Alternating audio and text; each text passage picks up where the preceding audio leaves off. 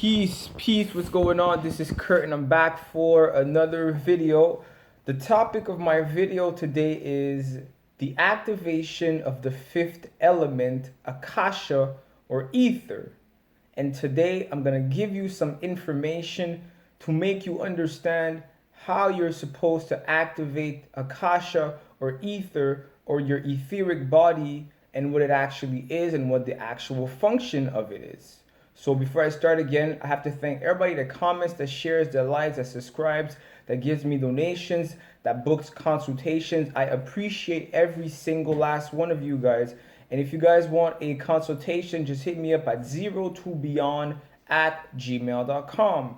Today, I'm going to speak about a topic and a word we constantly use, I also use, but I'm going to put those words in their proper place and what they actually mean, what they represent on the scale of spiritual energy.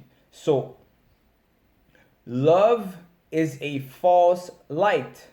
Never go towards light. Never go towards love. Go towards respect. Love gets a pass because it is so unreal, so unspecific, undefined, clear, infinite. Love illuminates from the outside. It is an outer source of light instead of being an inner one. It then gets cut off abruptly. Every movie, every song, everything in our society is this continuous and blinding search for love, which is equated with happiness. All blinding and veiling things. Love is limitless. The limitless will always be a lack of respect. Let me say this again. The limitless will always be a lack of respect. Love will always be the opposite of self-respect. Respect is weight, heaviness, entrenched in the real, the tangible. Love is not. Love is fickle, weighs nothing, is nothing, and gives nothing. Love offers no consideration to the entirety of what someone or something is. Respect will always say, be careful, we don't know what this is or how it works. Love will say, I don't care, I feel like using it in this way. Respect is prudent, calm, pragmatic, inquisitive, delicate, assertive, and fair. Love is chaotic, impatient, temperamental, excited, blind, passionate, and violent. We have been duped into loving ourselves rather than respecting ourselves. We have been conditioned to seek love instead of seeking respect. All the conditions necessary for the tree to grow, this is an example that I'm giving, all the conditions necessary for the tree to grow are not based on love. They are based on exact knowledge, which is demonstrated when the tree finally reaches maturity and bears fruits. Exact knowledge and precisions are other names for respect. It is respect that allows life and living to proceed, not love. We don't say, I respect you. We say, I love you. Why do we say, I love you? Why do we always speak about love? Love is most unaccountable. You have no accountability when you are under the banner of love. Respect, on the other hand, demands tangible actions and can be determined by a set of parameters. Don't you see that they say there's plenty of love languages? Philosophy means lovers of Sophia or of knowledge, yet people in abusive relationships think they are loved. People who abuse others think they love them. After a big fight and after hurling insults and hitting each other and traumatizing each other and hurting each other, they have make-up sex and they say, I love you. Just like philosophy, love can be played with and trivialized, leaving you unaccountable for your actions. Is there a real definition of love? Love can change depending on the society, your age, your background, and your culture. But what about respect? Are there many interpretations for respect? And this is where I come in with Akasha, the fifth element, the mother element, which is respect. If there's no definitions for love, there's certainly a definition for respect. Two objects cannot occupy the same space at the same time. That is the foundation of my understanding of respect. Space. We have physical space that if someone invades, we can point out to it. Not only do we point out to it, all living beings have natural defense mechanisms in case our space is invaded. But what about psychological space? What about your emotional space? What about your emotive space?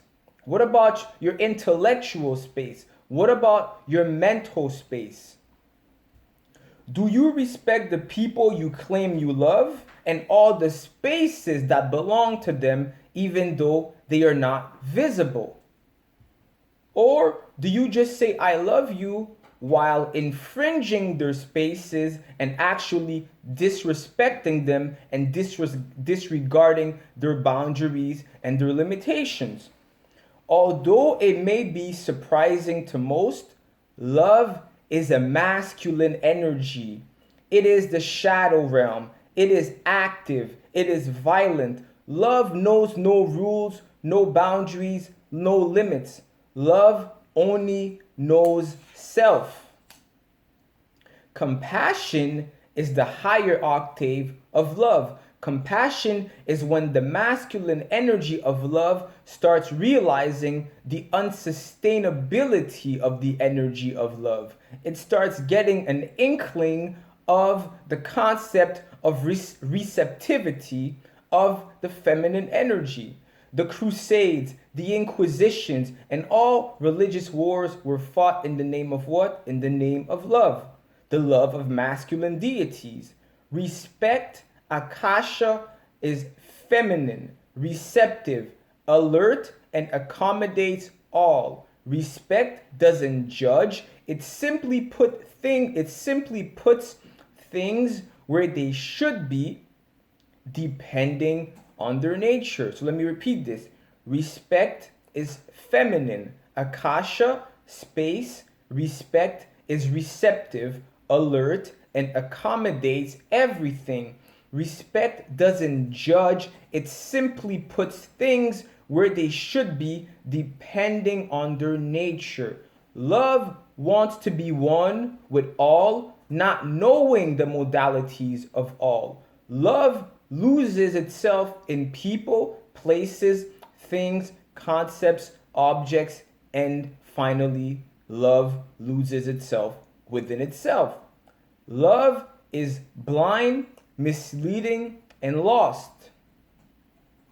Respect never loses itself, its boundaries, its nature, its limitations in anything. It simply takes its natural place and space amongst the all. Respect can eventually give birth to love, or the sentiments, the emotions, and the feelings we call love. And that love is born, the love that is born out of respect is born out of healthy space, boundaries, limits, and honor. And this is what connects you to the vitality of Akasha. Love only knows itself, comes from itself, is directed towards itself, and being disconnected from the whole eventually loses the vitality provided by Akasha. That's when love becomes vampirism. What is the sacrament, or what is one of the sacraments that people do in church? They eat the body and they drink the wine. In the name of what? In the name of love. So that was a video for today. The activation of Akasha, love versus respect. Comment, share, like, and subscribe. Peace.